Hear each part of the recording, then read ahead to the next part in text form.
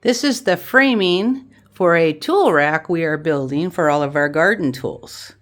Unfortunately, I somehow lost all the footage I had of us building it, so I can't show you that, but I can tell you that we do not know much about construction. And yes, we made a big old boo-boo, which you're going to see when we try to put up the siding. Now, we didn't want to mess around with the original structure here, so we just built underneath it. And my husband has bolted it to the concrete.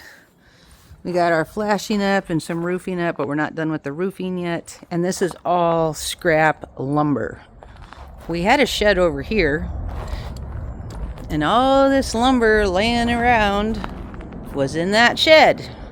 We built this out of all of our scraps. We also built our little train cover out of scrap wood. The only thing we had to buy for this project here were those brackets down there. Everything else was just leftovers laying around our yard, roofing and all. We're gonna get this done today, I think. So here's the problem. These sheets are 4 feet wide. We did 16 on center. So if we started here and went to the halfway point, we would be able to put our pieces right there. And to this point would be great, except for we didn't account for the end walls on either side. So now when we put our boards or our siding up, it ends up over here. We have nothing to nail to, so I'm not sure what we're going to do to fix that. So this is with it lined up with the 16 on center sections, not including the end. And there's how much more wall we need. That. But if we scoot it over, it won't line up to be nailed down. Then it'll be short by about, by about that much.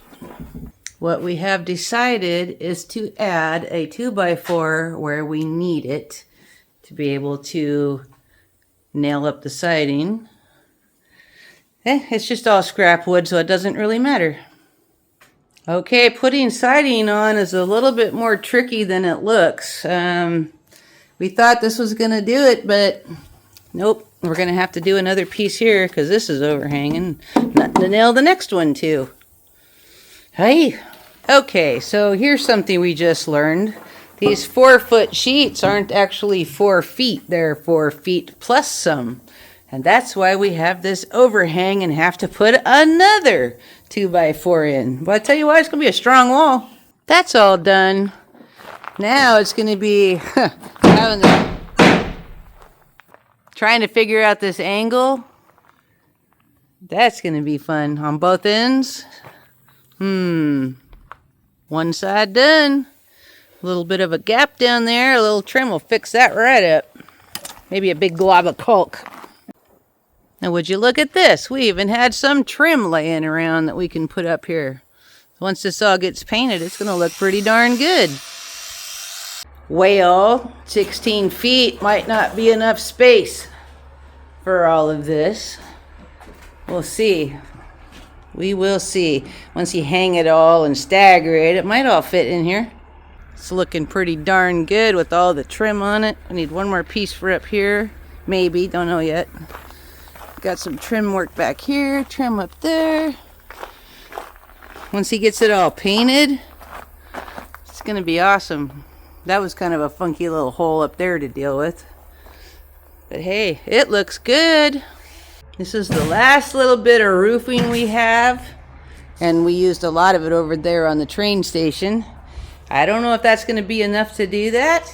And this is roofing left over from our garage here. This was some more cap pieces, I think. I'm pretty sure we have enough roofing to do this. Looks like he's getting it all prepped up for paint here. He has decided not to use the little bit of roofing that we have left, and he's going to go get some other kind of roofing to put on here. Well, there it is. Almost completely painted with this nice white trim. What do you think? Should we have done it green to match the bottom of the garage? or this color like the top of the garage. I kind of think green would have been too much with the green roof.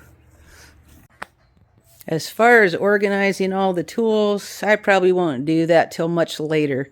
So if you want to see what it looks like when it's all organized, go ahead and subscribe and hit the notification bell so you know when I put that video up.